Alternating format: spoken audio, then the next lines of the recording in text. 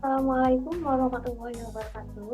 Perkenalkan, nama saya Asmiranita Irma dengan NIM 230046060. Kali ini saya akan memaparkan materi tentang tren dan isu-isu dalam teknologi pendidikan pada mata kuliah Dasar-Dasar Teknologi Pembelajaran yang diampu oleh dosen Dr. Randa Eldarni MPD. Langsung saja kita masuk pada materinya.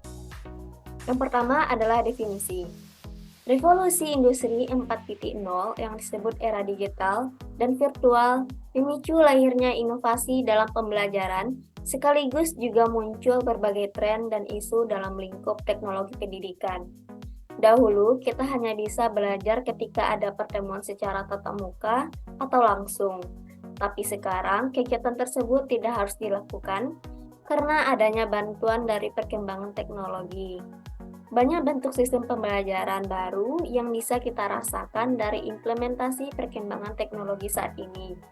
Tren dalam teknologi pendidikan memiliki potensi untuk meningkatkan kualitas pendidikan.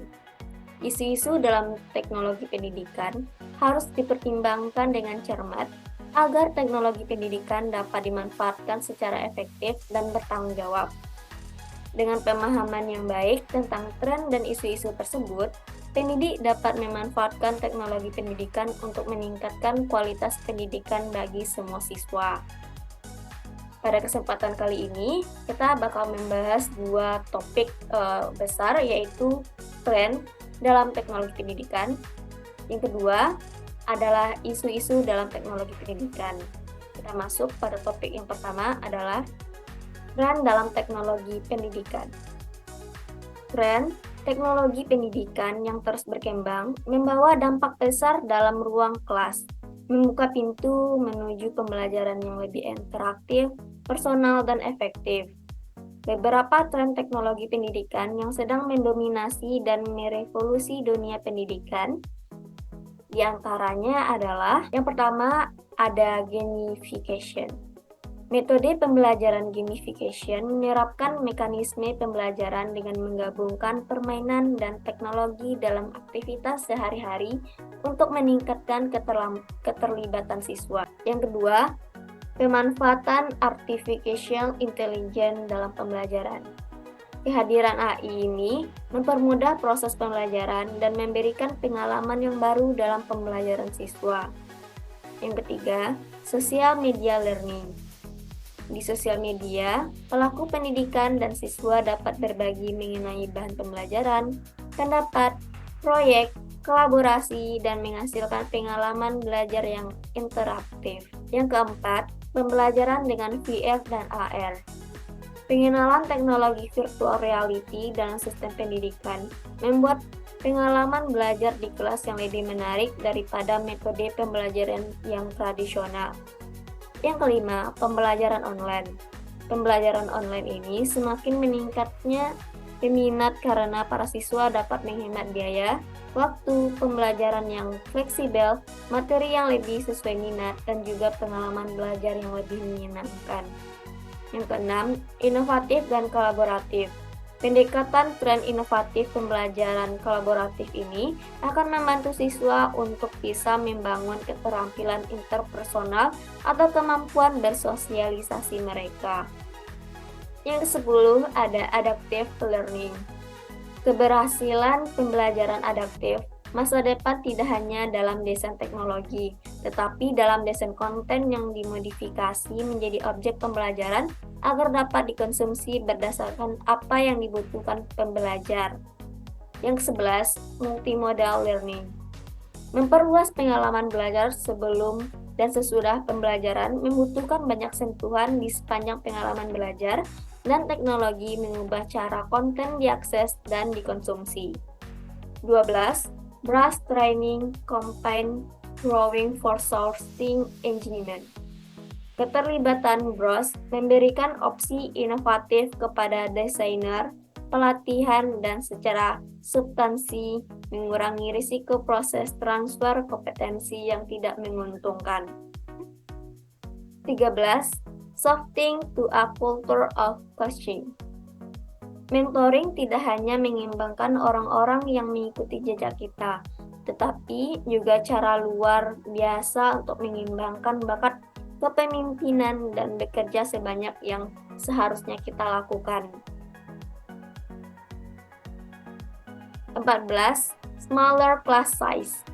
Kebutuhan bisnis dan kebutuhan peserta didik selaras dengan gagasan bahwa pelatihan menjadi lebih terjangkau untuk disampaikan dalam kelompok yang lebih kecil, tentu saja menggunakan teknologi. Yang ke-15, evolusi of gaming theory and mechanism. Evolusi teori permainan telah menemukan bahwa menggunakan prinsip mendongeng dan keterlibatan peserta didik adalah kunci untuk menarik emosi sambil meningkatkan keterlibatan dan daya ingat peserta didik. Yang ke-16, community-based learning. Platform media sosial online akan memudahkan para peserta didik dan pendidik untuk bertukar e-book, media, video, hasil tes, dan materi pembelajaran lainnya. 17. Mobile learning. Munculnya inovasi penggunaan perangkat smartphone yang memungkinkan peserta didik mendapat pengalaman belajar yang kaya dalam bentuk pesan variatif memenuhi kebutuhan berbagai gaya belajar peserta didik. Berikutnya kita akan masuk pada manfaat tren bagi dunia pendidikan. Tren teknologi pendidikan yang muncul pada tahun 2023 membawa sejumlah manfaat luar biasa bagi dunia pendidikan.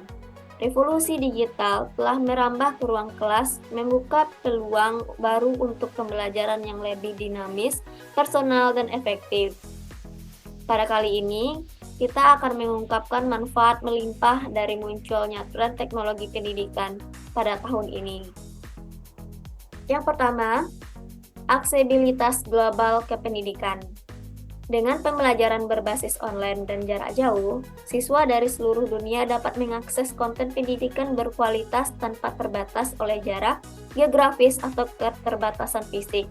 Yang kedua, pembelajaran yang personal dan adaptif. Ini membantu meningkatkan kualitas pengajaran dan memberikan dukungan yang lebih baik bagi siswa yang memiliki tingkat kemampuan yang beragam.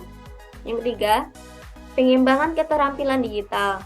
Tren teknologi pendidikan membantu siswa mengembangkan literasi digital, kemampuan berkolaborasi secara daring dan efektif dalam mengelola informasi. Yang keempat, pengalaman pembelajaran interaktif dan imersif. Siswa dapat belajar melalui simulasi yang realistis, menjelajahi dunia yang abstrak, dan menggali materi dalam cara yang lebih mendalam. Yang kelima, fleksibilitas dalam waktu dan tempat. Pembelajaran online dan jarak jauh memberikan fleksibilitas yang lebih besar dalam mengatur waktu dan tempat belajar. Yang keenam, penilaian dan pemantauan kemajuan yang lebih akurat. Ini membantu dalam menilai perkembangan siswa secara lebih komprehensif dan memberikan umpan balik yang lebih terarah. Ketujuh, kolaborasi global dan koneksi antar budaya. Teknologi memfasilitasi kolaborasi antara siswa dari berbagai negara dan budaya. Ini memberikan mereka kesempatan untuk berinteraksi, berbagi pandangan, dan memahami perspektif yang berbeda. Kita masuk pada sub berikutnya, isu-isu dalam teknologi pendidikan. Teknologi di dalam perkembangannya tentu membawa perubahan dalam kehidupan sehari-hari, termasuk perubahan di bidang pendidikan. Penggunaan teknologi yang efektif di sekolah melibatkan lebih dari sekadar pembelian teknologi pendidikan dan integrasinya ke dalam kurikulum. Keberadaan teknologi di sekolah dapat menimbulkan perhatian khusus, terutama terkait masalah hukum, etika, literasi media, pendanaan, dan lainnya yang harus dibenahi. Kita masuk pada yang pertama, yaitu teknologi dapat meningkatkan pembelajaran. Artinya, salah satu penggunaan teknologi dalam pembelajaran adalah sebagai media pembelajaran seperti multimedia interaktif.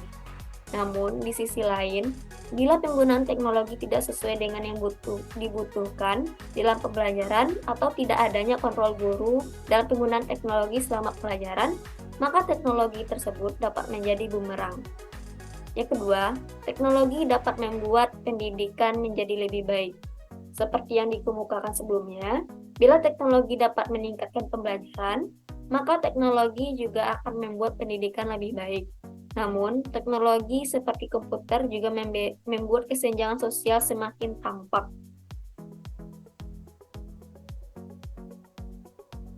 Yang ketiga, teknologi dapat menggantikan guru.